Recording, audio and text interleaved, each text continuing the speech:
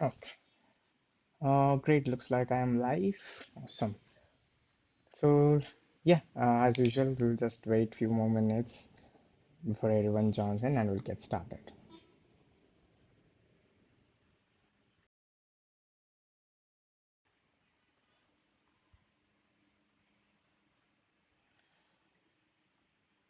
Yes. In the meanwhile, if you guys have any questions, you can ask in the chat.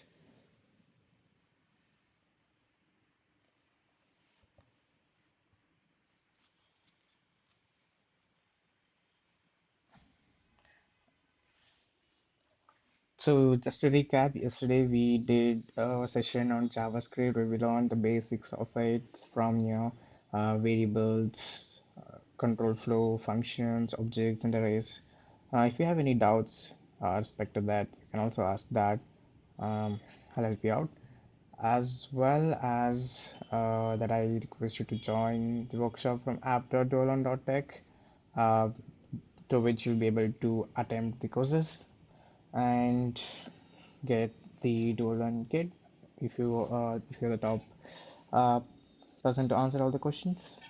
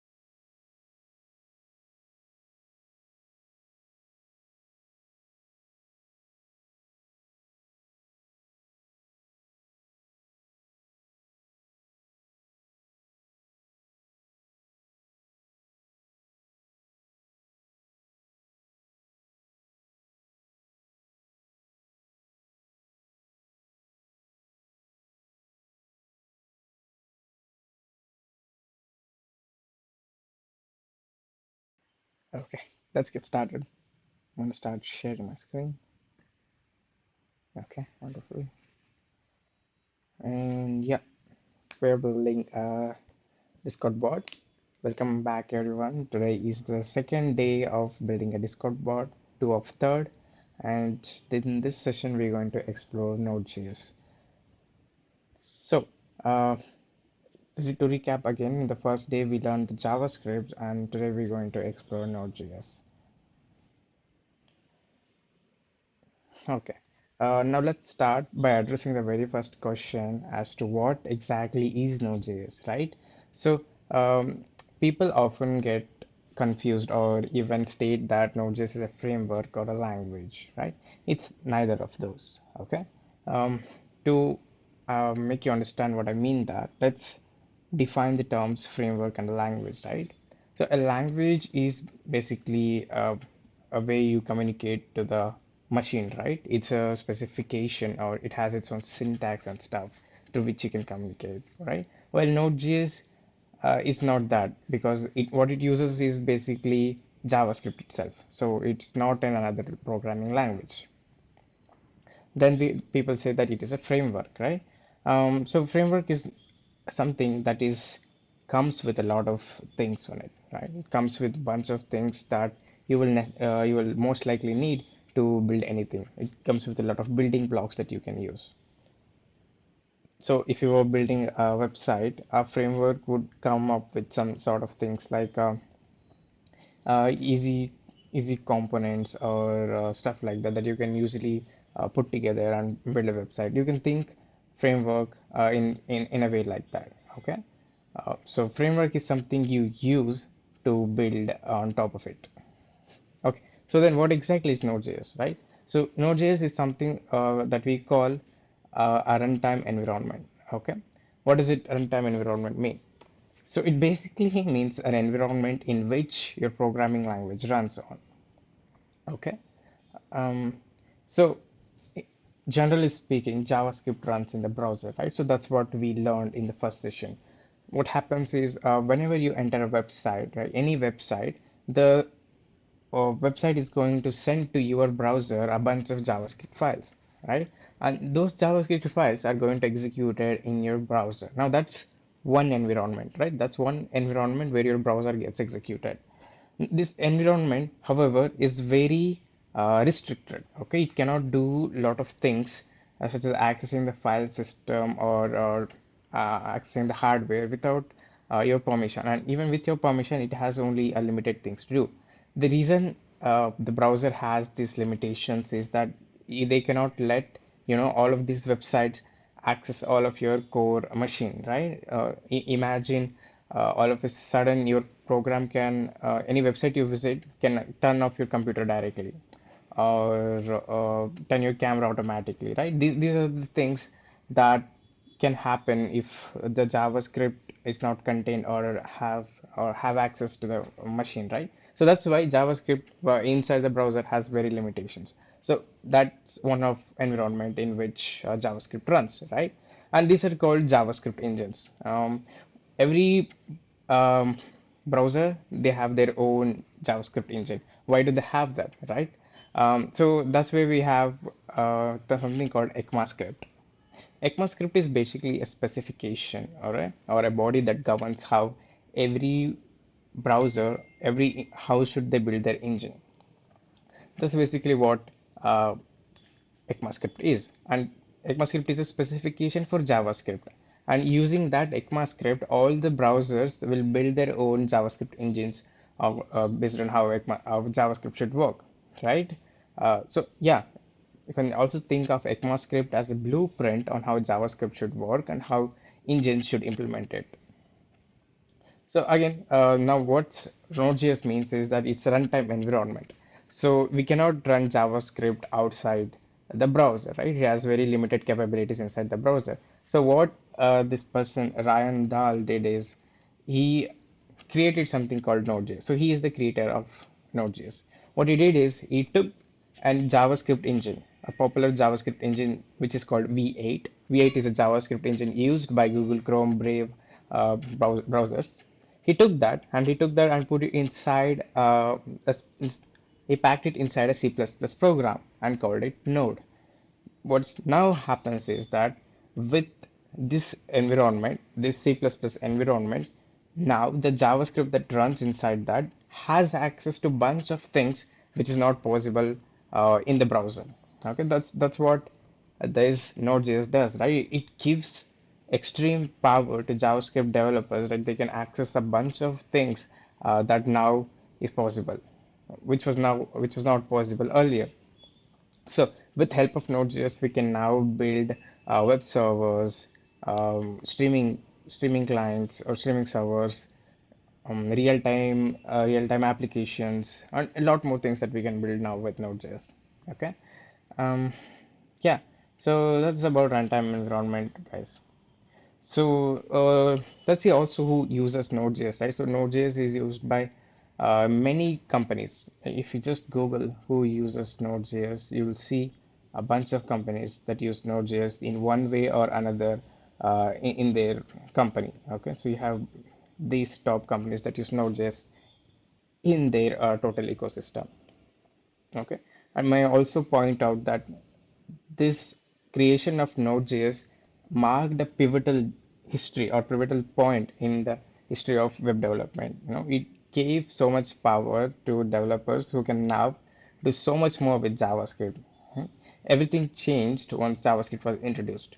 What was seen as a toy language or a language just that was supposed to do some animations or do some functions in the browser has now gained so much power to do so much more.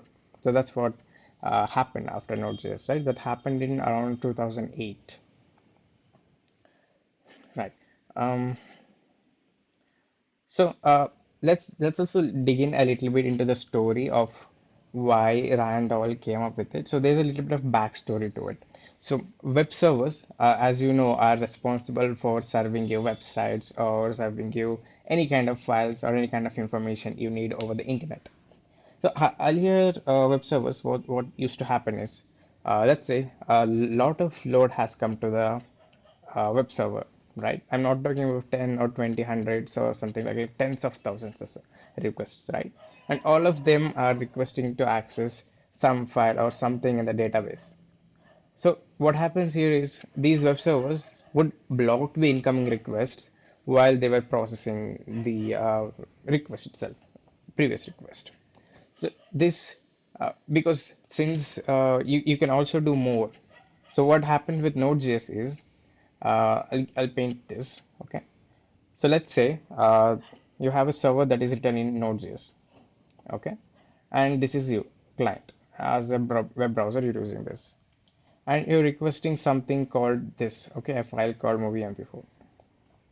So the total transaction time for this to get you, let's assume it's 500 milliseconds.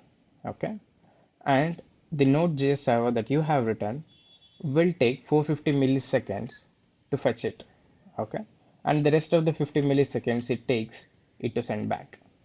So what's happening here is this additional thing that's happening here, right? Fetching it with database. This is called an IO operation because this is an input output operation that's happening outside your runtime, right? Or outside your language.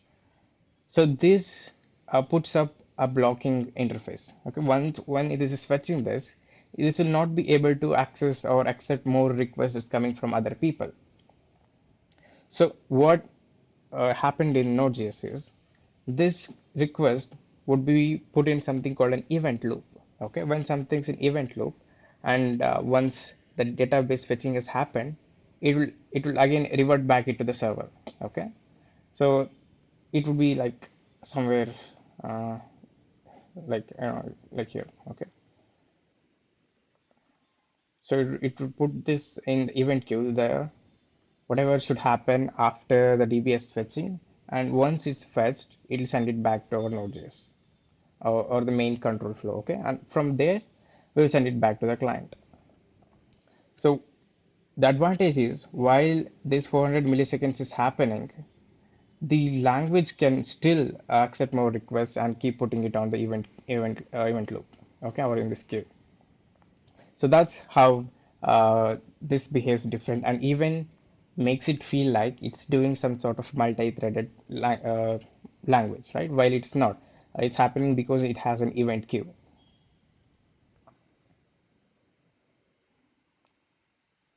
Okay.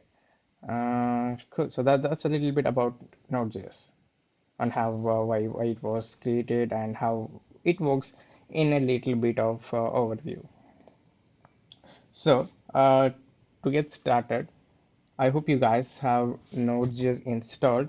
If you do not, all you have to do is head to node.js.org or just search Node.js and you should end up here. Once you're here, you should download the LTS version of Node. Okay. So this will automatically detect your operating system and suggest you options. If it doesn't, you can go to, I think, other downloads, and you can find whatever OS you have for that installation instructions and files. Once you do have that, you can confirm that you have installed it properly. Um, by doing, open up a terminal, and let me zoom this up. You should be able to see if you're installed Node by doing node -v. This gives you the Node version that you have installed. Okay. You should also have npm installed. Okay. So npm is a package manager. So let's also explain what npm.js is, right? So if you get over to npm.js, so this is like a repository of all the things people build and they put out other people to use, right? So take any scenario and whatever you're trying to build, there's a very high chance that someone has already done it, right? And when these things happen, people put it out so others can use it. And those are called packages, right? So let's assume you had built an algorithm to search something outside and inside an array, right? So like we explored the concept of array, right? So let's say you built an algorithm that will fetch whatever you want from that array very efficiently, and you want others to use it. So you can put this out open source, and people can use it. So there's a bunch of libraries over there, like such as Express. Okay. So this is one of the npm modules, npm packages that you can install into your Node.js, and yeah, use it. That's it. So it all downloads all the code to your local, and you can use it directly. So Express is a web server basically, or they call and web framework. Okay. So this is what a framework is, right? It gives you all of these handlers and stuff that you can use to build your web server. If you did not have web framework like this, you'd have to write a whole lot more code to whatever we're trying to do here. Okay. So that's where frameworks come in handy. Okay. So now once both are done, should also get VS Code installed. Okay. So this is a code editor that we can use to write code, and this is what we will be using in this workshop as well.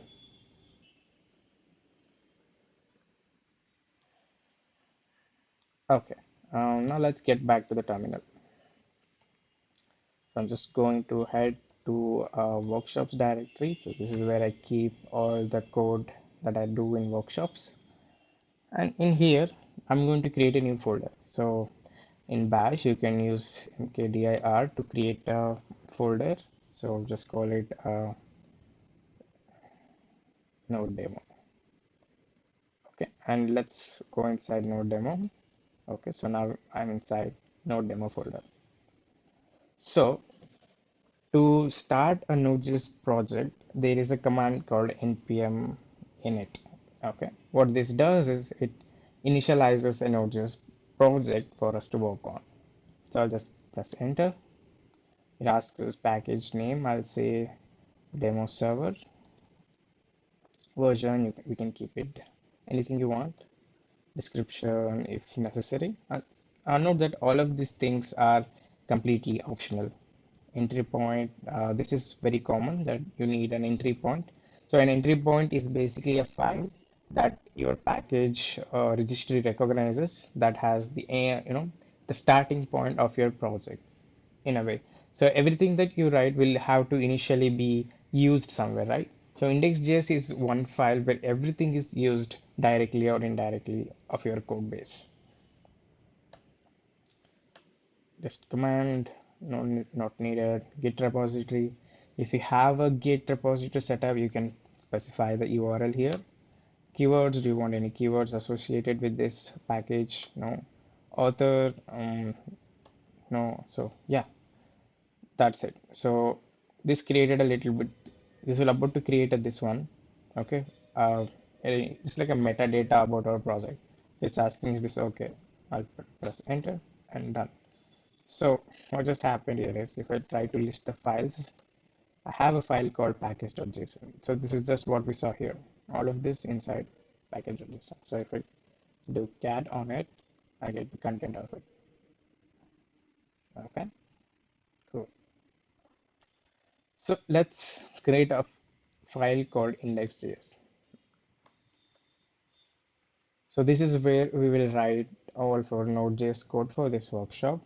So let me open this up in a code editor. So once you have VS Code installed, and if you're in a terminal, you can open up any directory by just doing code space dot. Okay.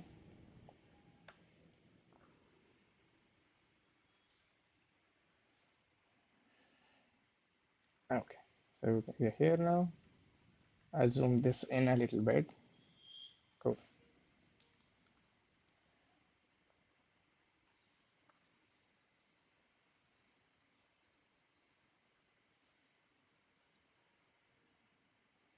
Awesome. Um, yeah. So let me also show you how Node.js allows you to access so many of the things related to your operating system or your device, which you cannot do normally in browser environment, right? So let's just head over to Node.js site again, and should be able to go to the docs somehow. Yeah, here it is. Docs,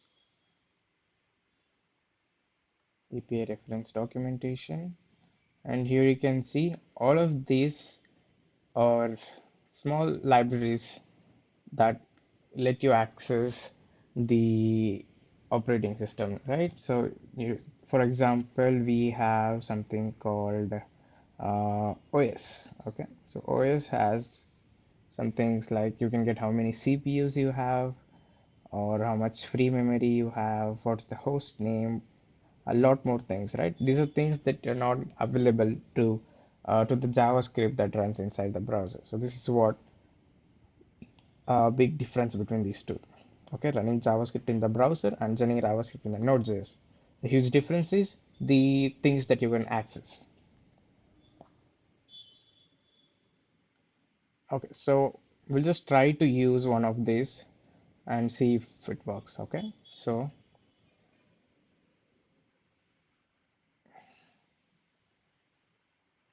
let's write let's write some simple JavaScript here and see how we can run it. Okay, I'll just say console.log hello node. Cool. So now we have some code now. How can we run it? So you can open up a terminal in Node VS Code like this, and I'll say node index.js. You can see it logged hello node to the terminal. So this is how you run a JavaScript file. Okay. Um, Now that we have that, let's try to use a library of Node.js or API basically, like this. Const OS require OS. Yeah, and console.log OS dot. Let's see how many CPUs I have.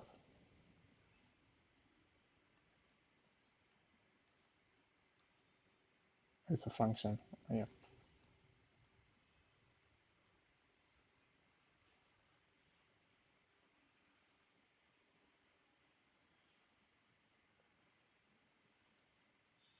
So it seems like I have. Let's log the length. 8. Okay. So yeah, that's how you can use these things, right? You can also access free memory, how much free memory you have. I think this is in bytes. Okay. Okay, and yeah, in the last session we used let to declare these things like this, right? And we're using const here. So the difference between these two is that let means that you can reassign, okay, and const means that it's a constant basically. So if I try to assign something to OS like a string maybe, let's see what happens. It throws us an error because assignment to constant variable is not possible. But if it was let, we can do it. Yeah, so see, no error. So you want to use const most of the times because generally you won't be reassigning variables, and use let only when you have some counters like I or some string that you have to build upon. Okay, like string plus first name. If you're doing some things like this, only then you can use let basically. So yeah, so the go-to way is to use const. And require is a method or a function that's available inside Node, which through which you can import all the modules. Okay, so OS is a package that is directly available to us since it's part of Node.js. You can directly access it. So you can also use um, any of this.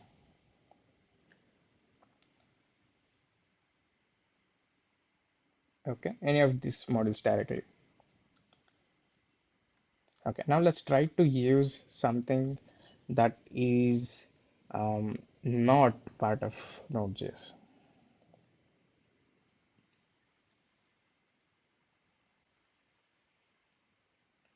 Okay, let's go over to npm.js.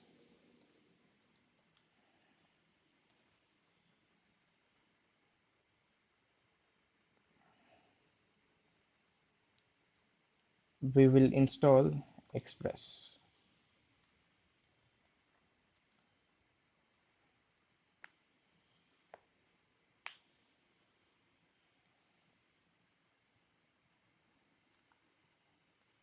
Okay, let's head over to the docs.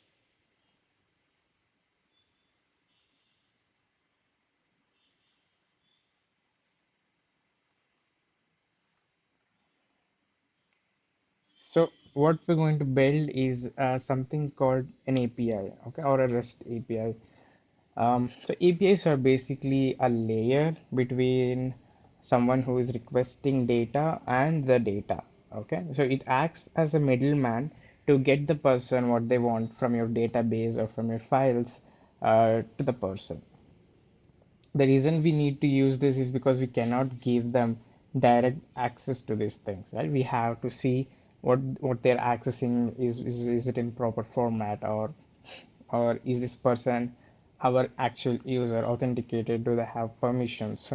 To constrain all of these things, we need APIs, right? And there are some things that you cannot directly give access to a lot of people without building an API. Okay, so let me show you how it generally works, right? Let's take up a website. Um, this website. Okay, I'll open up the inspect and go to network tab. Okay. So this is, you can see all the network calls happening on this website. So if I refresh this, you can see it's making a lot of bunch of requests. Okay, these are all network calls. Okay, it's asking some JS files. This is probably an image, right? Image, SVG. It's accessing a lot of things. So somewhere in here, it's probably also doing an API call like this. Okay, if you click on this, you'll see something called perf. Okay, this probably is some of the internal API to measure performance or something. We don't know, but we're going to build something that browsers can also access. Okay, like call an API and get some data. So we build a really simple API for that using Express. Okay, so let's get started. So first you need to install this package, npm I express.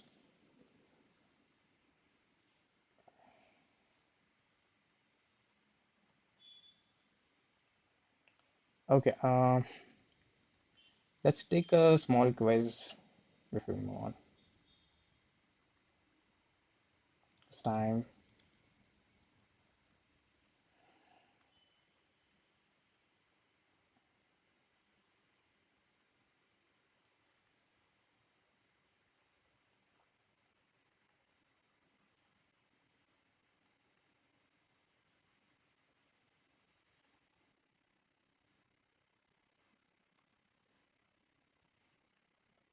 Quiz coming up in 5 seconds. And okay, I should be able to see it.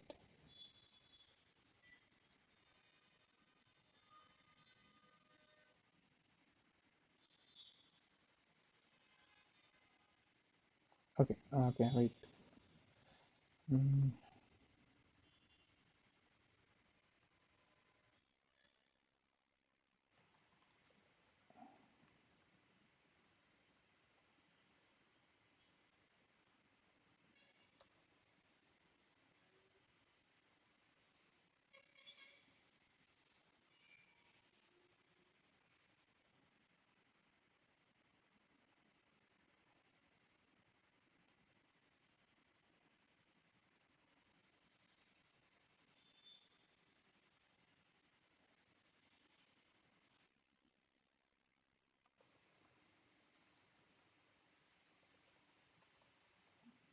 quiz.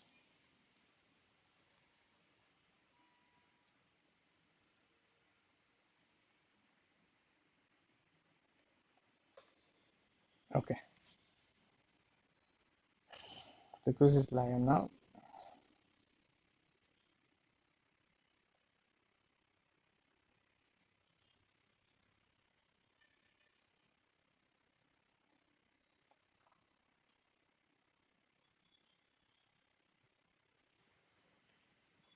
And also, yeah, please do not put the answers in the chat.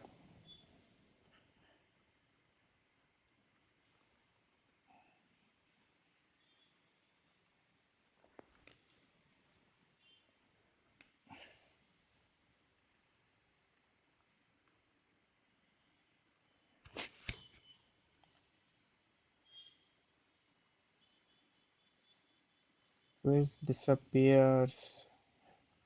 Sure, how that's happening. So if you click on the outside, it will disappear. So yeah, if that disappears, you can refresh and it will reappear like so.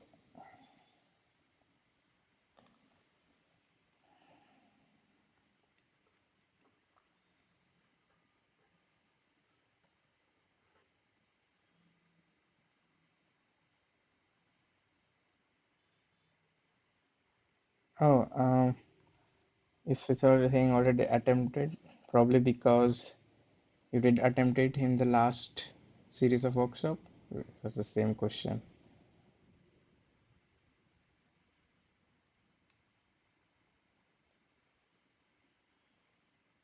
All right, I think can go ahead, disable the quiz.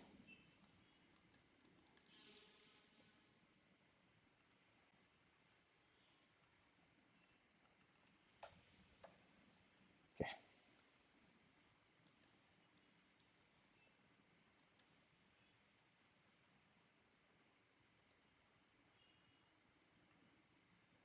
awesome. So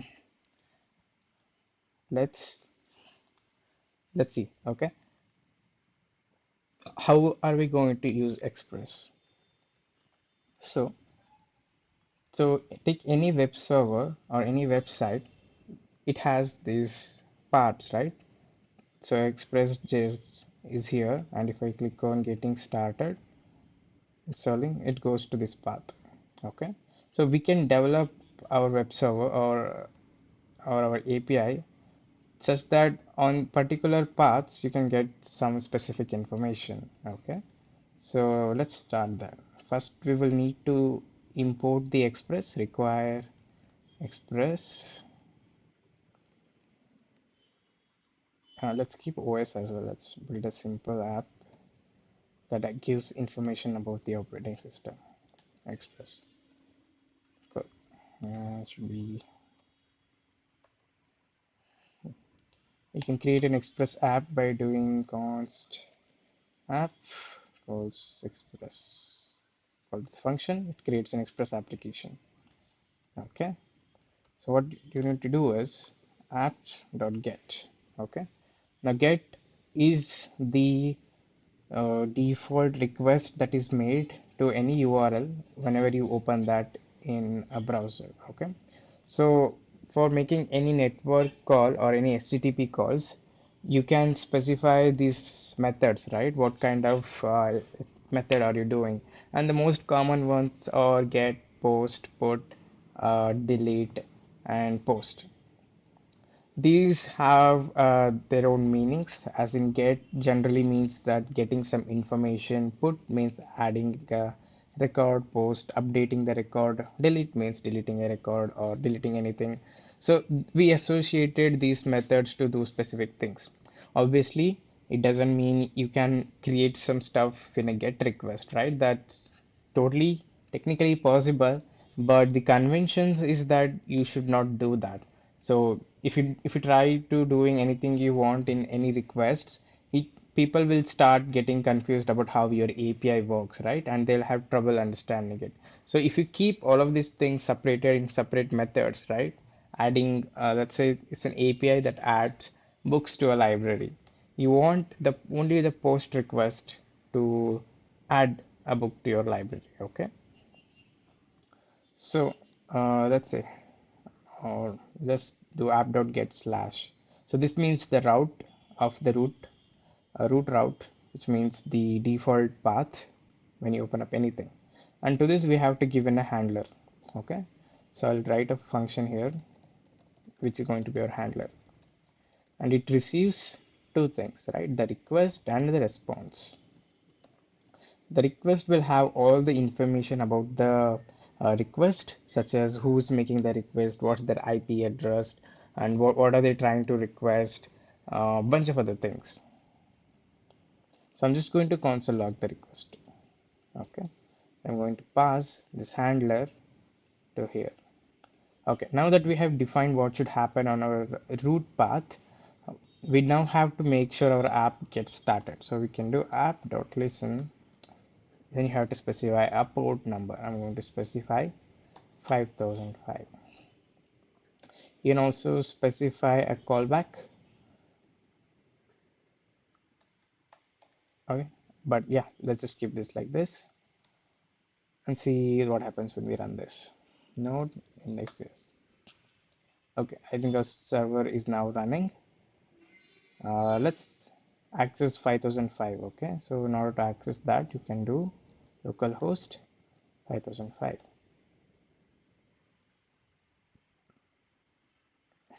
Okay, it's not showing anything because we are not sending anything, right, to the app. But you can see here we have got a whole lot of information here all about the request. You can see the base URL that we're trying to request is the home route, and a lot of other things, man. Like all the cookie stuff, all the configuration, anything you need, right? And here it is, the method, right? Method get. So every time the browser goes to any URL, it's making a get request. Okay, if you want to make any other kind of request, you have to use some other tools or libraries to do those things without a browser. We'll explore that soon. Okay. All right. So now that we're handling the request in here, let's see, let's just send them something, right? Let's just send, hey, you reached us or something. I'll just say, so in order to give a response, you have to access this res object. Res dot send, hey there. That sounds fair. Let's restart this and refresh this. You can see it says, hey there here. Okay, so what I'll do is, we'll write another get path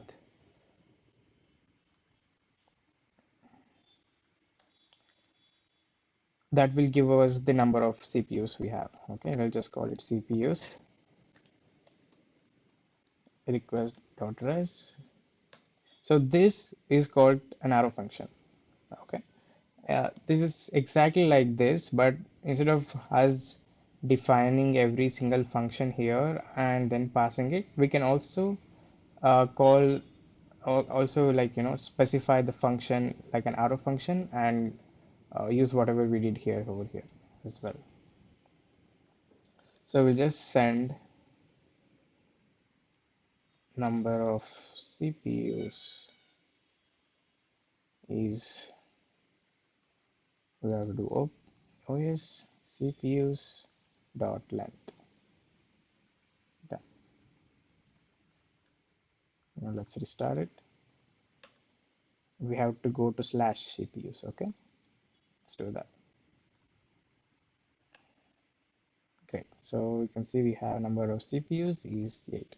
This is how you can build simple requests and how to send back data. You can also send files. So let's create a file. Um, so a public folder and let's say index.html. Let's write something in here. Um, so this is going to be the page where people can add our Discord bot or invite their Discord bot. So I'll just say add meme bot to your server. It's going to be both in the title and in the body. And I can send it.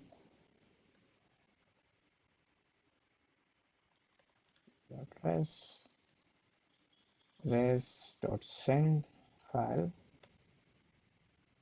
inside public, right? It's inside public folder index.html. So let's go to home route.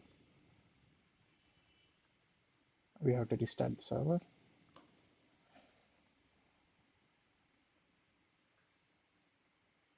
Okay, it should be absolute, it says. So it should be absolute. We can do something.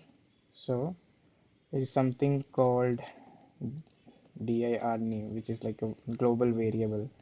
If you check that, it says the current directory in an absolute way. So we can use this in here and do it like this. Let's see if that works.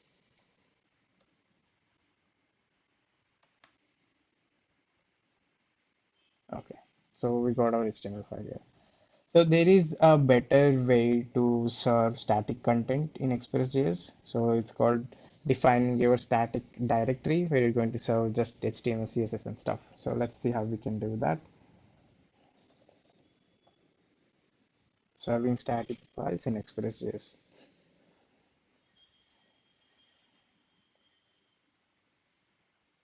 Yeah, so it's pretty simple. All you have to do is specify the path you want to specify your static content and what's the file folder. So I think that's what this is. So I'll just try to use this over here just before anything else. And then remove this.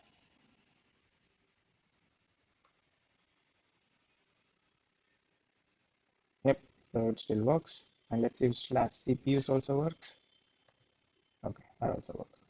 So yeah, it just means that the root directory, we're going to send whatever inside public to the client. Okay, the client meaning the browser.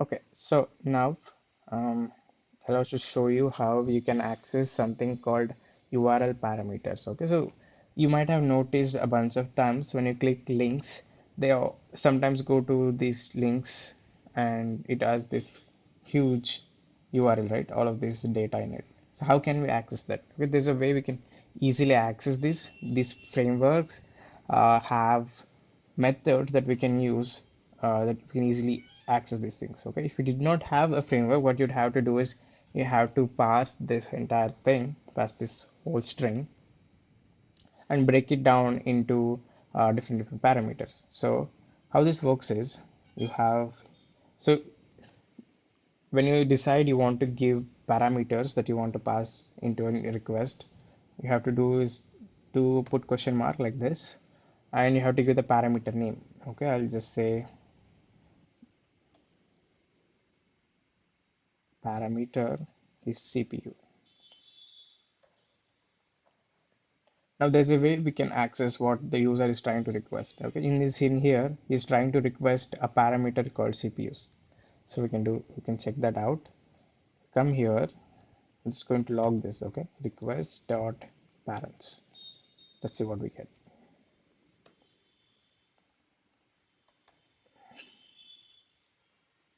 Yeah, it should be, I think, query. Yeah. So inside the query, you see there's an object that has the parameter CPUs. So what we can do is instead of slash CPUs, we can have a path that can give anything people want. Okay, about the device. So we'll say device, and if request query is CPUs, then we will send the CPUs length. If we'll just put it in a variable param request dot query dot parameter. This would be this. Okay, and if param equals to CPUs, we'll send this. Okay, else if param is equals to free memory, we can also send that. So free memory. If they do not specify anything that we do not understand, what we can say is, hey, I did not understand what you mean. So we can say invalid parameter. And let's see if this works. So we have to go to slash device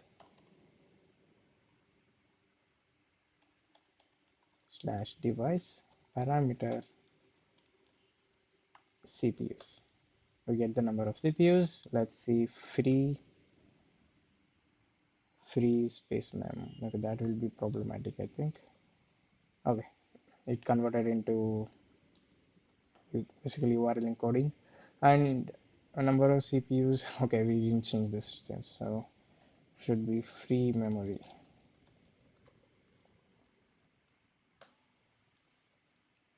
Okay, so you can see free memory keeps changing based on how the intensity of applications are being. Cool. So if we try to give something else that's not something we do not understand or specified here, let's see what happens. Let's say I want storage invalid parameter. Okay, so that's how it works.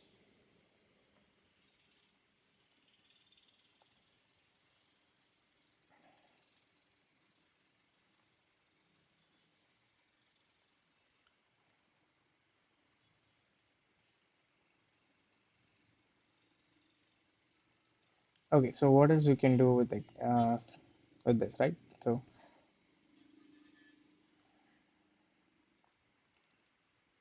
So let's write one more. Let's write um, an API which stores books, right? So what I'll do is we'll keep an array at the top, const books. Okay, and every time a person adds a book, we're going to push it into this array. So when they access books, we just send s.send books. And if they want to add, they have to make a post request. Okay, slash books dot res. Okay, now before we specify this, let's see if this works. For it to work, I'll just add a dummy book in here, which is going to be an object, or we can just keep strings, book names, strings. Okay, I will say, let's see, what book? Never split the difference. Let's add one more doomsday conspiracy.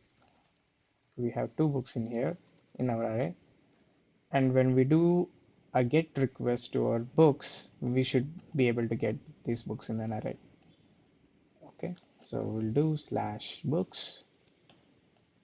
Cannot get books. Okay, we have to restart the server. Okay, you see we got an array that has two items in it. Cool. To make the post request, we would need to use a CLI tool or something else to make the post request. Okay, so what I'll do is um, I'm going to use Postman for this. Postman will allow us make these requests easily. We can also use command line tools, but since GUI is going to be, I'm assuming, more friendly, we're going to use this. So you can see this interface, right? We can specify the type of HTTP method we want. So it's going to be post, and we're going to do it to HTTP localhost 5005/books. We're going to specify in the body, let's select raw JSON. We're going to specify the book name.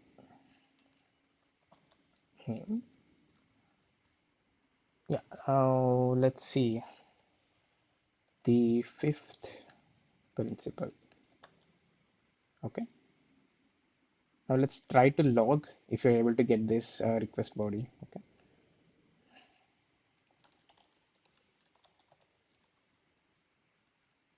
start the server and let's send this request. Okay, it's undefined.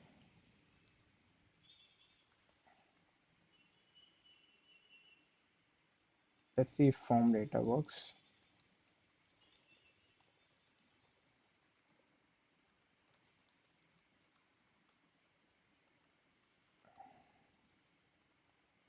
Okay, so I think we have to configure something called a body parser for it to access the body we send. Okay, let's instead of that, we can also send it in here, but that would not be a proper REST design. Let's see how we can actually add this in Express parser.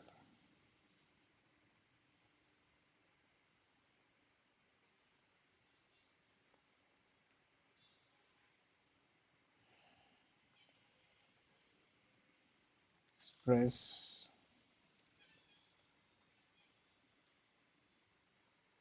raw JSON.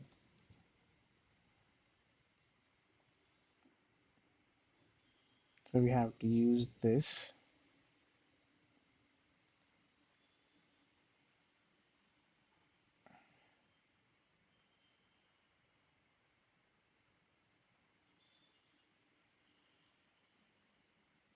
Yeah, we need this particular line to actually parse the JSON we send. So I'm going to copy this line first. We'll make it const. We'll also install body parser.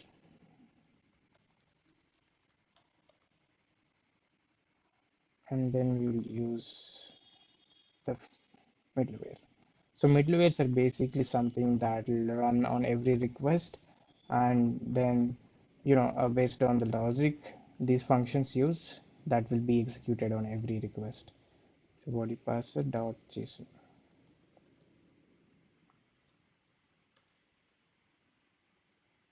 And I think in the newer versions we do not actually install externally, but yeah, let's see.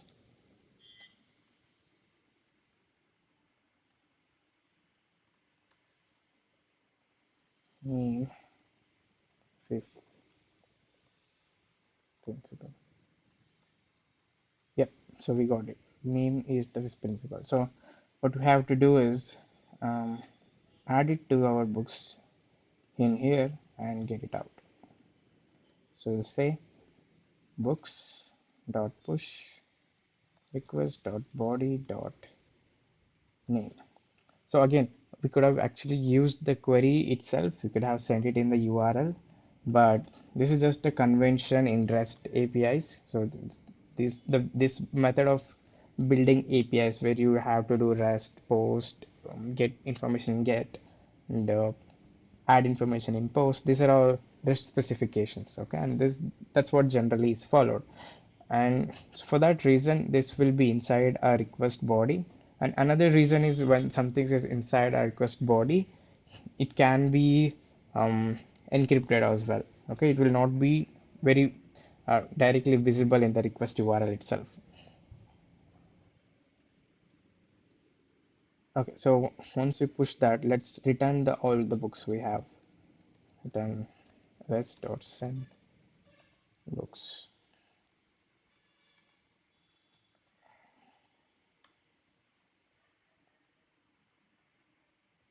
Okay, you can see the fifth principle was added here, and we got it. Let's have one more book.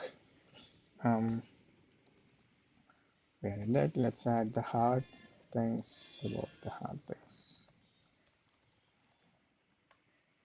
Okay, see it's we're getting it. And let's make a get request, and we should get all of this. Yeah.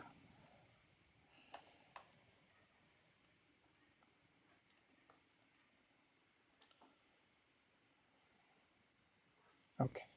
So yeah, that's a little bit about how you can build APIs. Obviously, we only scratched the surface of REST specification. There are more things you can do, like you can explore other methods as well. But the scope for this workshop is just to teach you the basics of Express and some basics of REST APIs, because the way we are going to interact with the Discord API, it will help us conceptually understand how the API might be working under the hood. And yeah, so that was the basic intention of teaching Express here.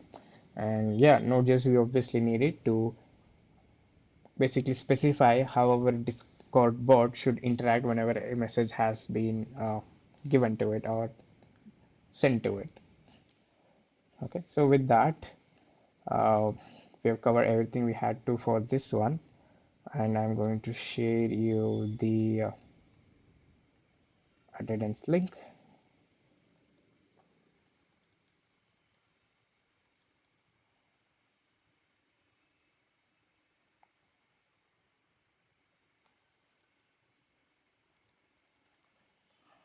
I'm gonna create a form real quick.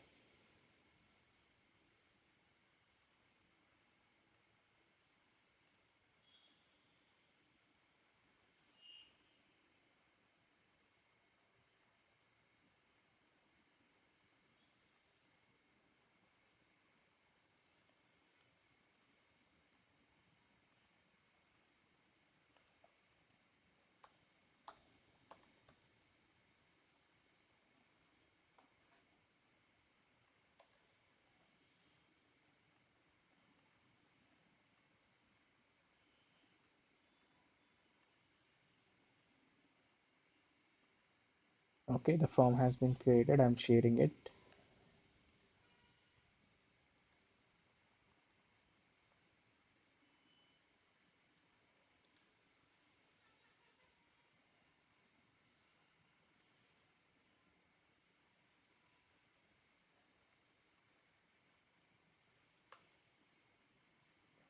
Yep, share. All right, guys. Thank you for joining in. I hope you learned a little bit about Node.js and a little bit about Express.js. Tomorrow, we will complete our Discord bot from scratch. So we're going to have a simple page where they can add our Discord bot to their servers, and we will see how we can utilize some of these APIs to generate memes or get images of memes and send it to the Discord channels. Okay, so that's what we're going to be looking at tomorrow. Okay, guys, see you tomorrow. See you. Bye. Take care.